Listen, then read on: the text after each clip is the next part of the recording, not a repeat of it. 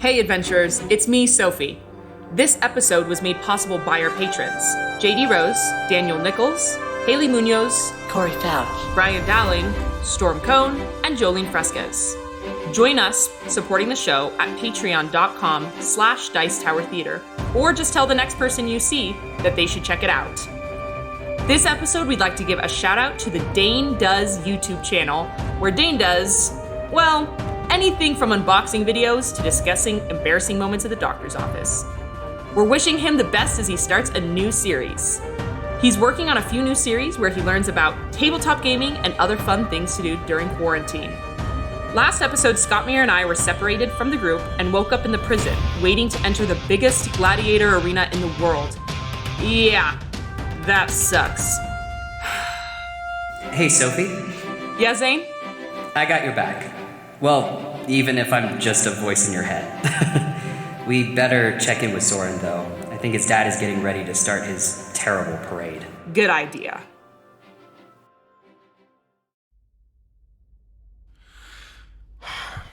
Dawn of Dragons, Season 4, Episode 3, The Arena. Zoran walked out onto the street, stroking his chin in anticipation. He hadn't seen his father for 12 years, and just the realization made him feel anxious. The small breakfast of pasty gruel and salted eggs from the inn was trying to make its return. It felt like a hot ember under his quickly beating heart, deep within his chest. His jaw was drawn tight from quaking anger, much like his short bow. He was followed by Erlen and Dabria, who passed him, making their way to where they found a place for them in the growing crowd. Not too close to draw attention, and not too far, well, for the same reasons. He felt Benedict place a hand on his shoulder, giving him a quick look of reassurance. This was going to be a horrible reunion. A murmur rolled down the crowd, helping to announce the procession well ahead of the parade. Soon, a plume of fire erupted from 5 multicolored dancers, leading a column of dark-armored soldiers marching down the center of the street. The dancers breathed plumes of fire as they juggled both fire and blades, weaving their way to clear a path. Zoran noticed they were dressed in colored scales, mimicking 5 different colored dragons. As the dancers passed, the marching military soon followed, some shambling and undisciplined, as opposed to the more senior troops who drove the crowd back from sheer terror. Orcs and men mainly. Immediately following the soldiers rolled an ornate chariot. Oh my god. not in the city. 12 men clad in dirty rags groaned as they pulled the black and gold platform on lacquered poles across their shoulders, 6 to a side. Weeping wounds from fresh lash marks grazed their backs, and bruises marked their once proud cheeks. 2 figures stood defiant on the platform. Lord Pallas stood at the front with his arms crossed, a cruel smirk crossing his face. To his left, the gaunt man stood icy cold and unmoving. That's Decion.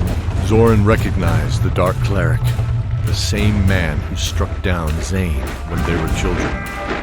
Hail Lord Pallas! Hail Lord Pallas! Rasped the lead orc, and the crowd repeated back in awe and fear. Where are they going? The arena. Zoran noticed a tinge of contempt rolling off her tongue. Wait here. Who knows what possessed Dabria's next action? Was it guilt of being one of those executioners of pain for so long? Not fully understanding, but feeling it to be right, Dabria hung her head and quietly worked powerful magic, gripping the goat's horn at her neck. Her deity answered. Whether mocking her or not, he answered her. She drew from her life force and slowly passed her own essence to the poor men carrying the chariot. They felt the pain leave slowly, but were careful to not show the relief. Dabria's veins grew black from the fingertips like a runaway of infection. Her eyes became jaundiced, and her cheeks sunken. The pain was unbearable, but she welcomed it. Time itself seemed to slow to a crawl. She raised her eyes weakly to see that child from a dream so long ago, her blonde matted tresses softly moving in the wind.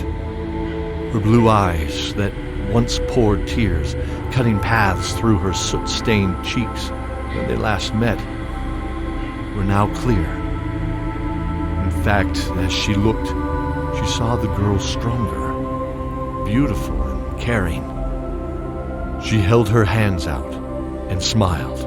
Yes, you're on the right path. And she disappeared. Time returned to normal, and Dabria gently wheezed as to not gain too much attention. I got you.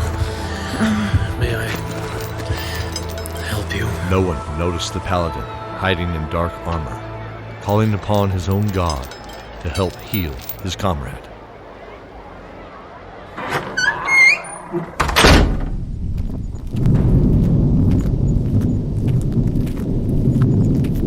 Rising in the morning, Lorvana and Isenatha watched the armies clear the camps for the parade. The view from the window of the second-floor room they had rented was actually perfect for viewing the army, as well as the horrible temple that was now their destination as they walked across the parched landscape. Cordelia disguised them once again as dark army soldiers. Una, what is this temple for? The Thorn? Or the Prince of Righteous Vengeance? Stay close and don't raise any suspicion. Cordelia's spell can only do so much to disguise you. There. See there? We must pass between those two observation towers.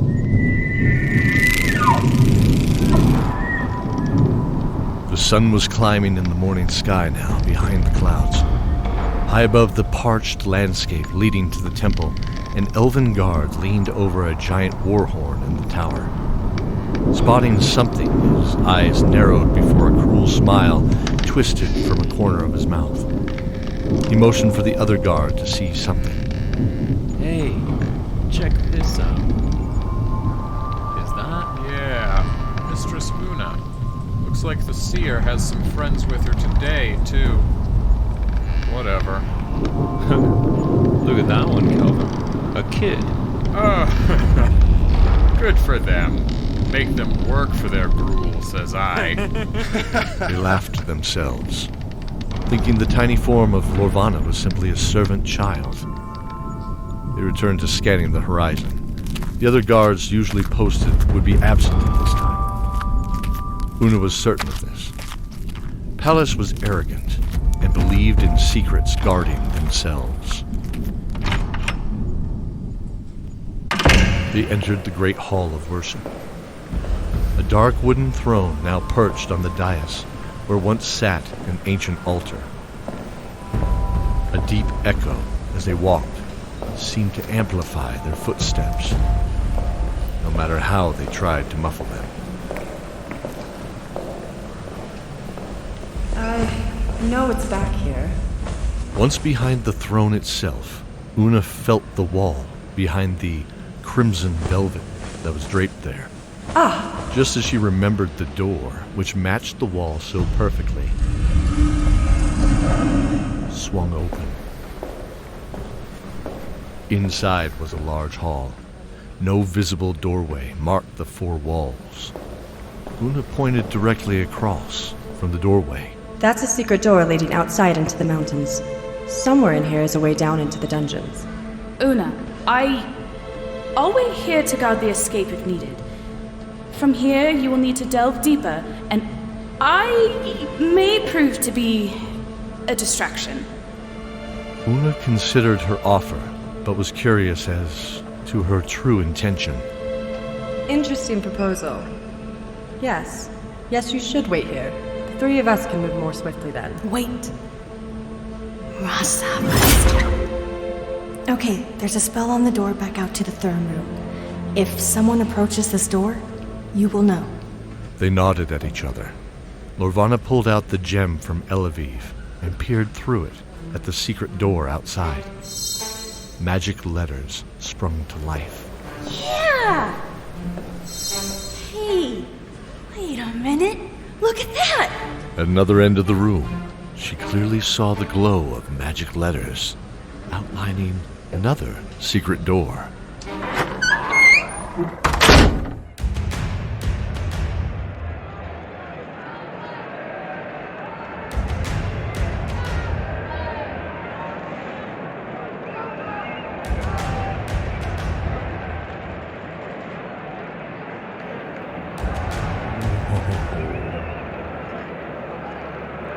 This must be the arena. A 300-foot stone brick wall stood in front of the approaching crowd. Lines of people weaved the multiple switchbacks leading up to the top. It made Zoran's head reel. Benedict and I can pass officers, but you two will draw way too much attention and possibly too much risk. She looked at Zoran and nodded in acknowledgement. Erlen, let's find our own way in. The tall Erlen nodded from behind the dark hood framing his pale face and platinum hair. It took but a moment for them to disappear into the surrounding crowd, like waves on the sea. Show you some more. Keep moving. In the best, you drop your coins here. Come on. Move it. Come on, show you some more. Drop your coin in the best. Well, you heard it. Do it, Chelsea. There you go. Come on, keep it moving. There it goes. Hey, what was he talking about? Come on. Do it, Tiny. Right here. In the basket, put the money. Clinky. Yeah, ooh. Show your support. Drop your coins here. Show. Hey. You heard it. Do it, Johnny.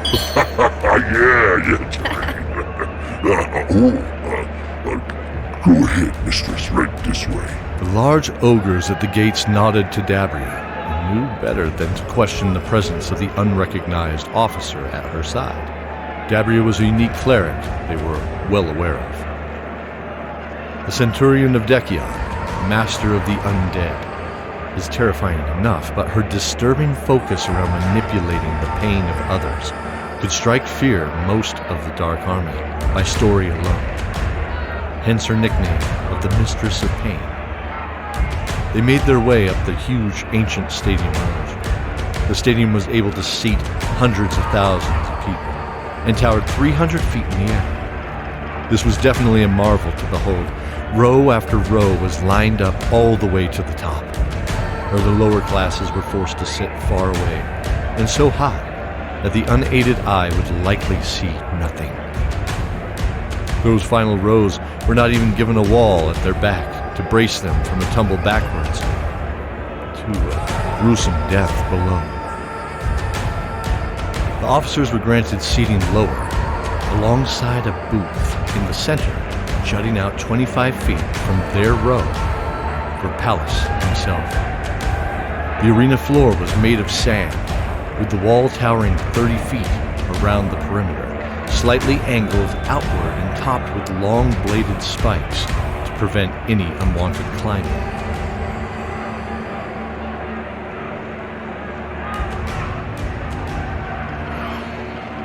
This is good. Dabria, do they bring dragons into this arena?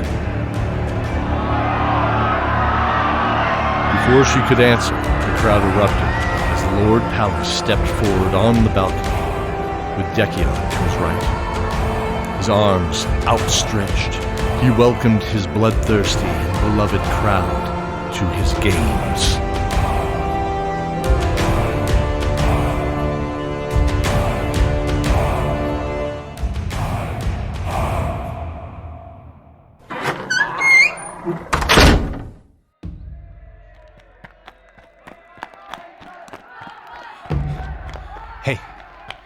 Hey, here we are. Zoran and Erlen made their way down the dark and damp alley between the barracks and the arena. Looking closely at the stone wall, Zoran found a small opening in the cut stone they could squeeze through.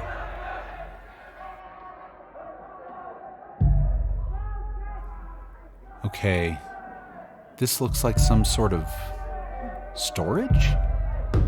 What is... Wait, is that a palm tree? Oh, jeez, Erlen, hide! They quickly tried to hide themselves. Zoran ducked back into the shadows easily. Erlen's head darted back and forth frantically, trying to find something to hide behind. Hey! The barrel! No, not in it, you idiot! Get behind the crates behind it! Yeah, good. Don't move. As the kobolds milled around the room, gathering supplies for the arena, Zoran was able to move freely in the shadows, making his way to the mouth of the arena itself. Taking a moment to look around, he now saw that the room was filled with facades of scenes on wheels, painted like trees or stones. Some small buildings with ropes to move windows from behind the slats were lined up, pointing out the huge door itself. As he drew closer, he could hear the deafening roar of the crowd above. This is going to be a huge production.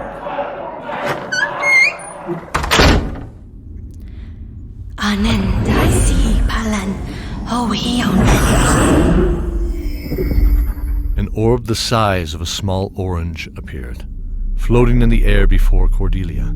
It glowed dimly with a ghostly blue light, but not enough to draw too much attention. Otherwise, it was fully transparent. Wow, what's that? A magic eye. I can see what it sees. For now, it will scout ahead for us.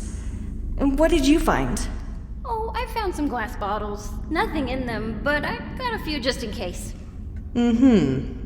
Wise. Let's continue on. Wait, is that what I think? Oh, wow. Yes, let's press on. They walked swiftly to keep up with Cordelia's excited pace. The musty smell of the lower level echoed stale water, despite the surface's dry, cracked earth.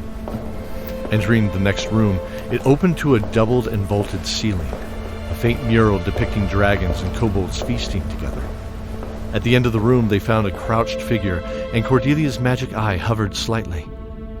The hulking body shivered in the dark recess of the room from under what appeared to be a red-orange sheet of thin metal. Wow. As a slow breath entered its great lungs, a deep voice boomed forth. Whoever you are, come no closer. We mean no harm or intrusion, oh Great One. Great One? You certainly have nice manners. The form raised from the ground. A shimmer of light now dancing over what was suddenly known to be shining copper scales. He stepped into the light, revealing a 30-foot-long dragon. His scales gleamed like a copper penny, though age and wear might have dulled them slightly. A huge chain clattered across the stone floor from a single leg. The faint outline of a great doorway could be seen on the other side of his body. He lowered his powerful head down to the group, and though they were awestruck, they noticed they didn't feel overcome with fear. Like with the other dragons, Lorvana stepped forward, smiling. Wow, you're so pretty. Well, so are you, my little friend. Oh, call me Lorvana, please. What is your name? Chakos. It's not often I get many visitors as kind as you, Lorvana. It's quite refreshing. That's so nice. Sorry my friends are so quiet. I've never met a nice dragon before. Chakos' eyes seemed to dull slightly, with sadness for a moment at this. I I'm sorry that has been your experience. May I... if it's okay with you, I mean? Lorvana held up her tiny hand, palm outstretched in front of her kind and harmless eyes. Chakos was taken aback for a moment. He could not remember the last time he was greeted with such reverence. He drew his head closer and felt her hand on the side of his muzzle. He smiled warmly. Thank you. That was nice. Chakos, we wish to pass. Would that be okay? My friends, I have been bound here to protect the way through. I know not from who. I only know I must. Beyond here are held the betrayers of the kobolds. Can we not free you? That chain looks so heavy and mean. Chakos looked at the heavy item, 5 inches in width, bent into 2-foot reinforced links. He brought his head back to look at the littlest member of the group. She could see years of pain, with a strong resolution behind his eyes. Even not remembering fully the reason for his fate, he would stay here. He would die here. He would guard this with his life forever. No, little one, I must stay here. If nothing else, I know I cannot let them leave. They hurt my family and killed my friends. They took my memory.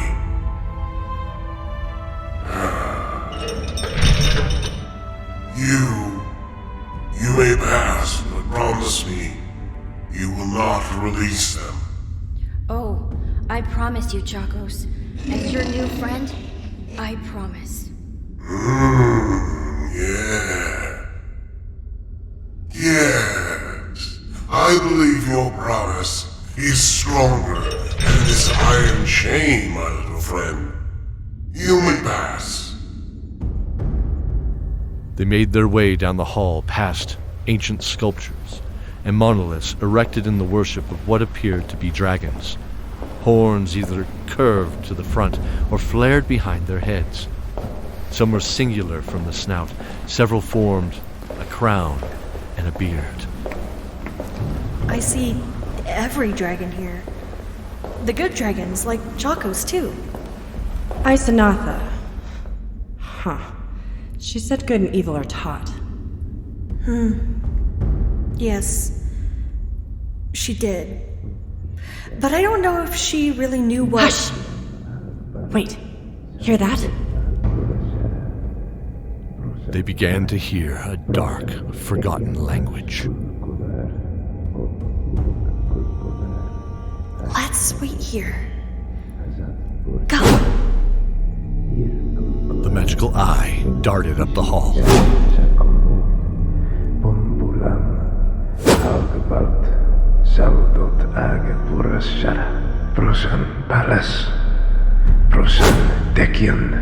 Ash Kalkoda ob Uluk Kalkoda. Ash Mabrodnosh Azat Böz Gadur. Mir Kalkoda Lompishi Gash Shakam.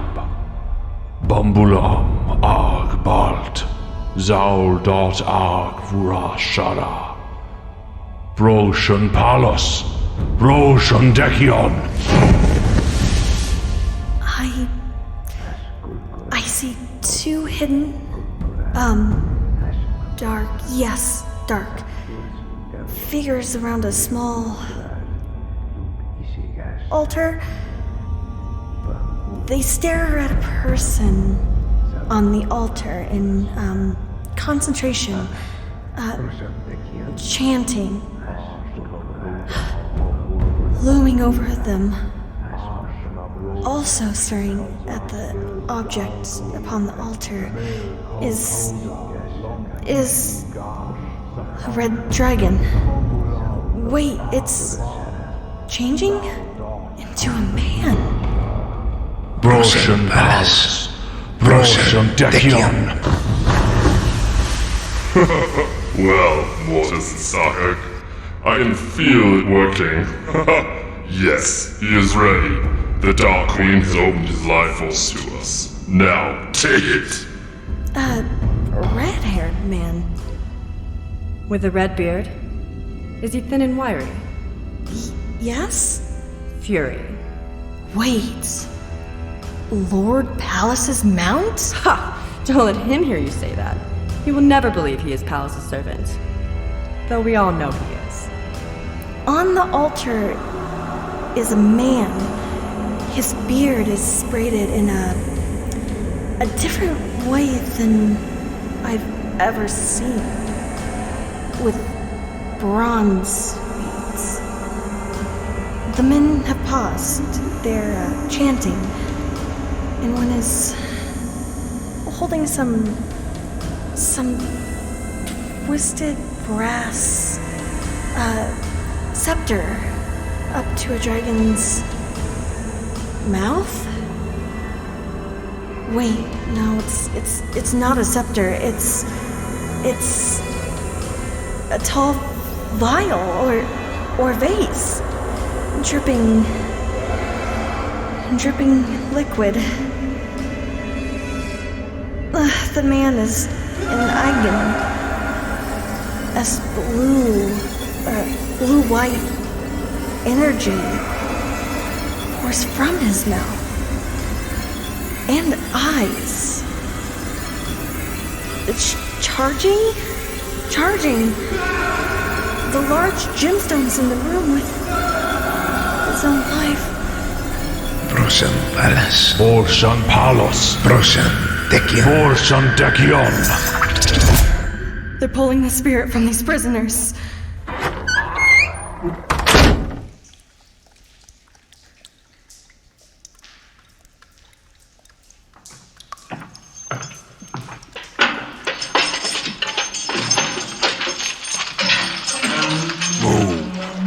Death awaits all of you. Yeah, don't want to keep the crowd waiting. Or Maldros. Scottmere, Thoughtmere, and Sophie were ushered roughly out of their cells by the guards, finding themselves walking up a long ramp with a dozen other men. Covered in a network of bruises, Sophie noted the battered shoulders, almost like a yoke or a heavy weight was placed upon them. Look at this one. Hey! Whoa! Oh, he's dead meat. I got you, brother.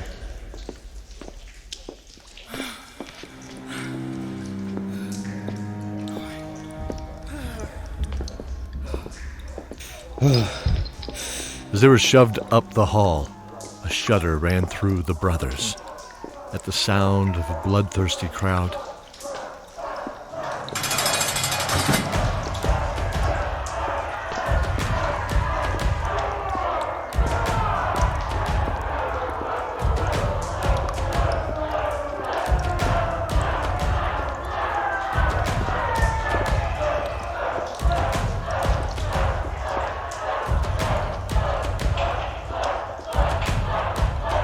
Thoughtmere turned to Sophie and Scottmere. The Forge watches over us today, my friend. Fight well.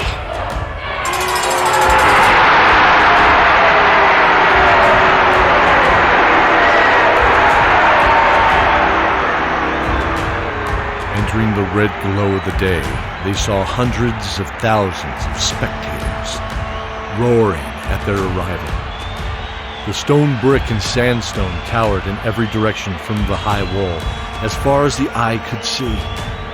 Pillars and stands alternated in a dizzying pattern, swirling hundreds of feet into the air. Boom! Sophie felt the kick into her back, knocking her forward. She was in shock at the scene around her. The sounds of the bloodthirsty crowd numbed her senses. These people wanted to watch them die. The more horror, the better. Hey. Your heart hurts. They're all so horrible. All of them. Listen to me. Don't focus on those outside the ring. Just survive. Do what you do best, Sophie. Fight. Pallas and Decion stepped forward and the tall balcony reserved for them. Decion nodded at Pallas before his voice magically boomed into the arena and hushed the crowd. Who are these wretches brought before his magnificence, Lord Pallas? I shall tell them. They are those that shall face your judgment in the ring of fire and blood. Die well, for your lives are now not your own. Looking around, Skotmir saw the newest captives, some terrified, some resolute.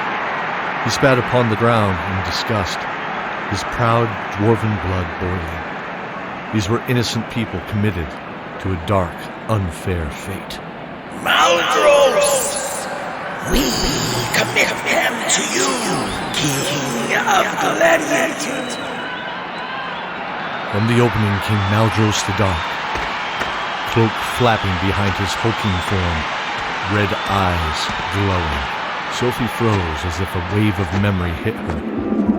She found herself in an arena, not unlike this one. Twin daggers in her hands. She felt acrobatic, confident, and a bit cynical. She sees Maldros, clutching a wound at his side and kneeling. A wound delivered by the crude, orcish daggers in her hands. Were they her hands? Was this even her memory? She turned her head in the arena to see Zane standing next to her, with the same daggers in his hands, blood cutting through dirt and dust on his cheek, his characteristic crooked grin. And despite all this, he turned to Sophie and smiled. I never finished that story on our way to Firstport, did I? I like being able to share them like this now. Share my memories with you. Hey, I got this. I'm with you, Sophie. Always. The vision faded. She saw Skotmir's puzzled face. You alright? I know him. Well, not me, but Zane does. The first event was announced to be 6 people, all from the Chariot Deathmarch. When the booming war horn sounded, one member immediately cut the throat of the man next to him. Someone only yesterday saved his life on the battlefield. Panic entered the eyes of a young man who ran in terror from them all. Another dropped to his knees, dropping the weapon on the ground, arms outstretched, refusing to fight. An anguished cry erupted from his cracked, chapped lips as another man drove an axe into his back, ending his nightmare. This is horrible. These were our men. Yes? Dabria turned to Benedict. Benedict, our goal was to find out what he planned to do next. Don't you see? See what? Wait. Oh, no. A wave of realization poured over his soul like the quench of a fresh blade. They had found what they had come for. Lord Pallas was going to strike Garnet Keep. We need to get out of here and get back to war. Behold the slain before you all! They die for all your enjoyment! Next, we bring you 2 brothers, dwarven sons of the Garnet Mountains. Benedict's eyes grew wide as the 2 brothers walked into the dust together. Skotmir.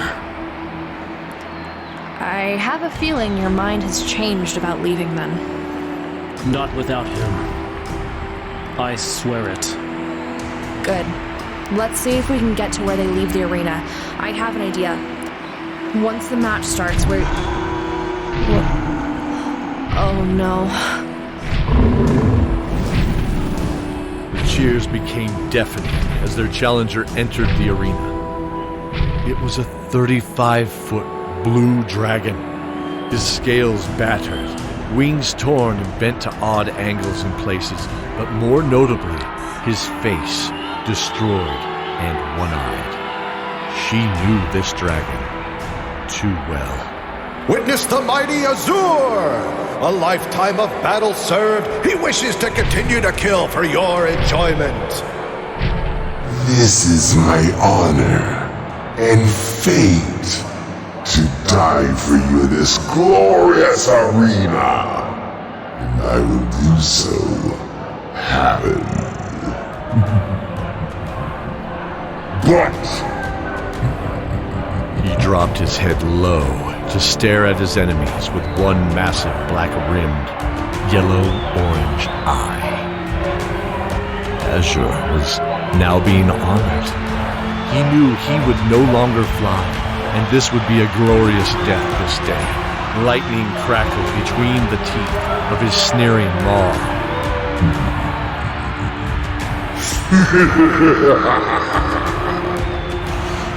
Not today. And not to you, maggots.